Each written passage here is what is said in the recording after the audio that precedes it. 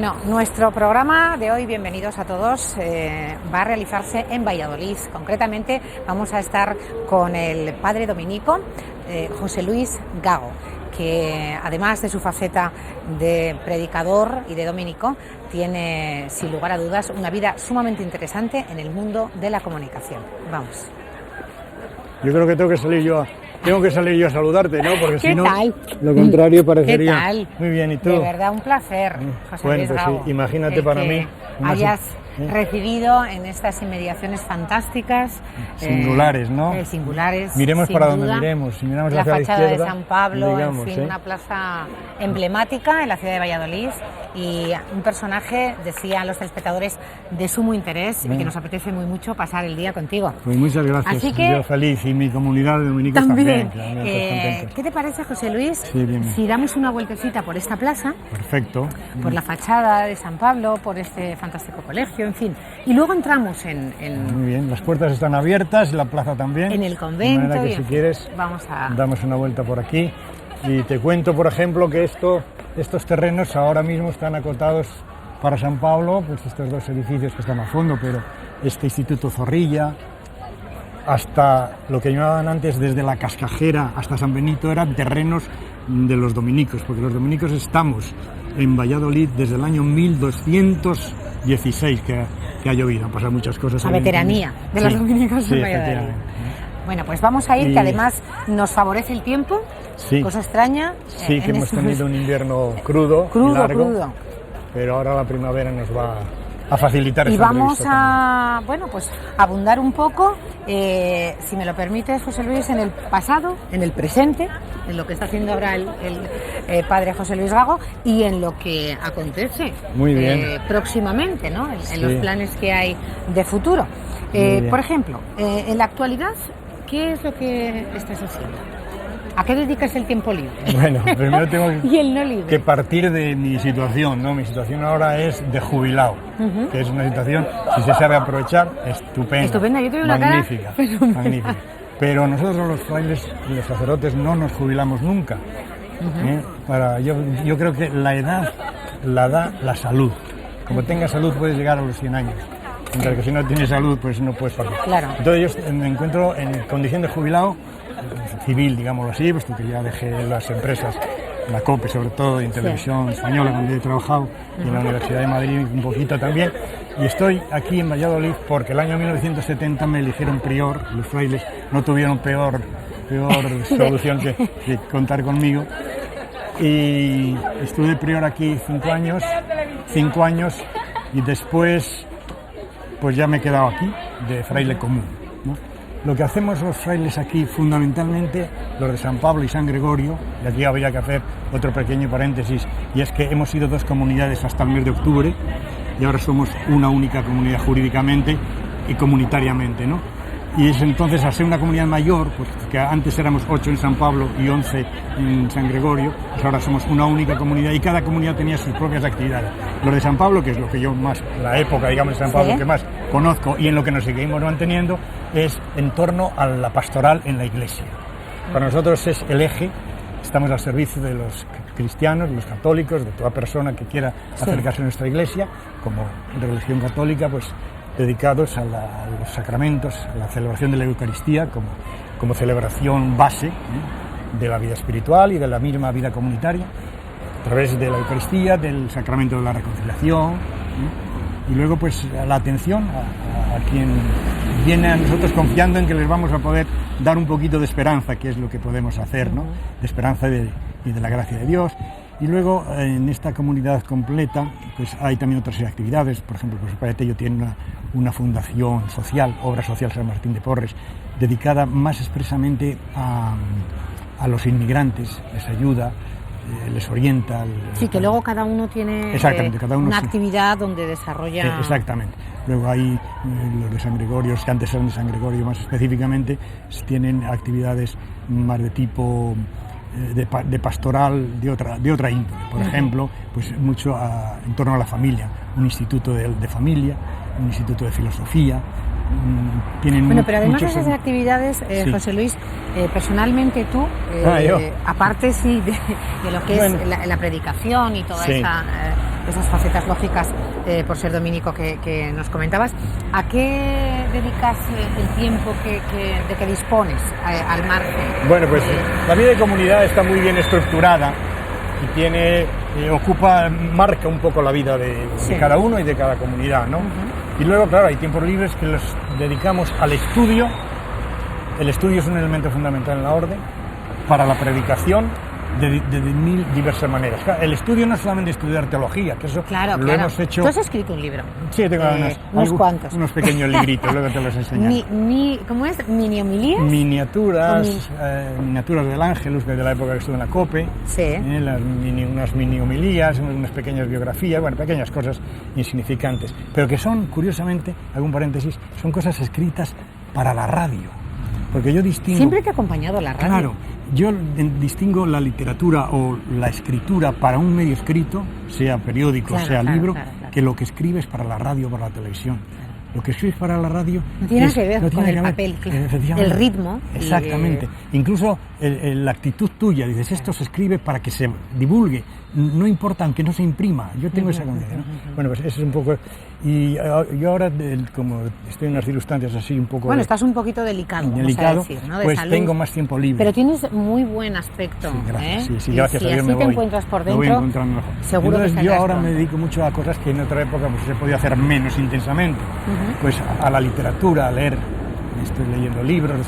La novela no es un género que me apasione, pero precisamente por eso me meto un poco en esto, ¿no? Tengo precisamente ahora... Ahora tienes más tiempo para dedicarle a esas actividades. Oigo mucha música, radio clásica para mí es ahora mi entretenimiento, mi hilo musical permanente. ¿Quién es tu compositor favorito?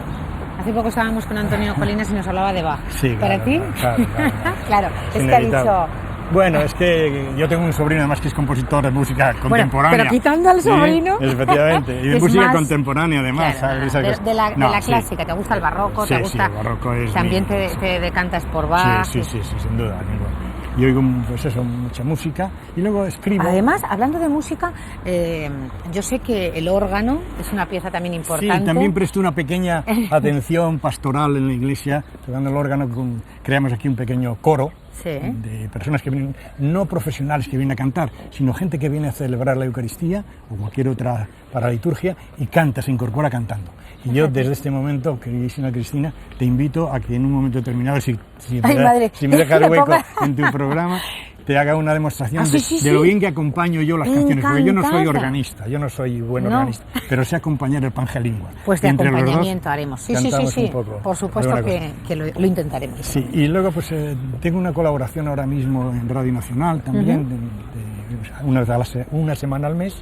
¿Sí? Hago un pequeño comentario a las 6 menos 3 minutos. Para quitarte el gusanillo. El gusanillo sí. Hice también aquí en el Punto Radio una cosa similar, comentario al Evangelio. Es decir, yo he necesitado y he encontrado además acogida para poder matar el gusanillo. O sea, tú naciste con una especie de necesidad de comunicar. Sí. Y amor por la radio. ¿Desde cuándo?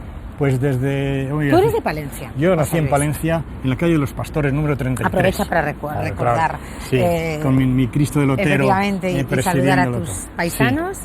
Y a los 10 años me fui al seminario menor, que mucha gente se dice, a los 10 años... ¿Y por qué te llevaron tus padres? Ya sabía yo que esa pregunta tenía que salir. Es la típica tópica. Sí, pero era por esa necesidad que había en las familias de entonces. No, gracias a Dios, no era por, en mi caso, o por tu vocación. Yo estaba muy vinculado a los dominicos como niño, desde niño, en una serie de grupos, agrupaciones de niños, ¿no? Y de la catequesis, y a mí aquellos frailes me causaban... O sea, ¿te atraían los dominicos? Sí, pero misteriosamente, como algo que no entendía, que sabía. Te advierto una cosa, que cuando se habla de lo de las edades, me dice, a los 10 años no tienes ni idea de lo que es esa que te iba a preguntar, pero es que ahora tampoco. ¿Ya? Yo ahora tengo 75 años y tampoco sé por qué estoy aquí. Es decir, es una dimensión tan distinta que no puedes razonarlo, porque lo que aquí interviene no es tu gusto. Es decir, bueno, pues yo soy fraile porque pues llevaba un hábito que me gustaba, porque en el fondo eso no son más que apoyaturas. Sí, claro. La vocación religiosa o se sitúa para entenderla un poquito, o la sitúas en el misterio de la Iglesia y de Jesucristo, o si no. Pero mira, yo tengo una fotografía, que no sé dónde estará, de cuando yo era niño. En el colegio estaríamos unos 400, 300 y pico niños, Y a medida que iban saliéndose o les expulsaban o por incapacidad, por lo que fuera, ¿Sí? yo les iba poniendo a los niños que se iban del colegio un circulito sobre su cabeza, ¿no? Y esa fotografía a lo largo de los años a mí me ha servido de una meditación enorme, porque yo siempre me he preguntado, pero ¿cómo es posible que este niño, Reinerio, Landelino, que eran chavales fantásticos, eran inteligentes, eran brillantes, jugaban al fútbol, y eso ya era un título, jugaban al fútbol, vamos, como Messi, casi, ¿no? Y se han ido, se han marchado, y se hace verdad eso de que es Dios el que elige lo necio del mundo, como dice San Pablo, y para confundir la sabiduría del mundo. Porque si fuera por valores puramente naturales, la Iglesia no tendría pues elementos como yo, por ejemplo, sin ir más lejos, ¿no? No, es un misterio. Quiero decirte que a los 10 años, ¿por qué vas?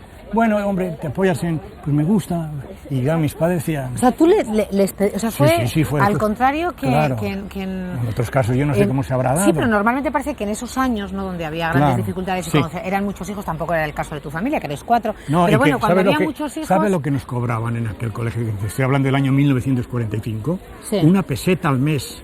¿Y eso cuánto era? Fíjate, pues nada. No era nada, quiero decir que tampoco era difícil para las familias el poder y a lo mejor las familias en otras circunstancias, José Luis, mandaban a alguno de los hijos al seminario para procurarles si pues se les daba bien los estudios. También pues se ha podido dar, y luego había vocación o no. Claro. Pero en tu caso no fue así. Tú les dijiste a tus padres que querías ir. Que a mí aquello me gustaba y me interesaba. Mis padres dijeron, pero ¿qué vas a ir allí? Y entre ellos, luego lo sabes, ¿no? Pues se comenta, pues vamos a esperar cuando ya sea mayor, cuando termine el bachillerato. Y yo pues se ve que me amurrié o lo que fuera, que si no, total, no me pusieron dificultad y eran años difíciles, posguerra, difíciles en todos los sentidos, estuve 3 años sin venir de vacaciones, o sea, sin salir del colegio porque no podían ni los padres ni costear los viajes, ¿no? O sea, a mí cuando tú no hiciste la mili, digo que no, he hecho la mili desde los 10 años hasta los 15. He sabido lo que era la mili, pero vamos, desde el principio, ¿no?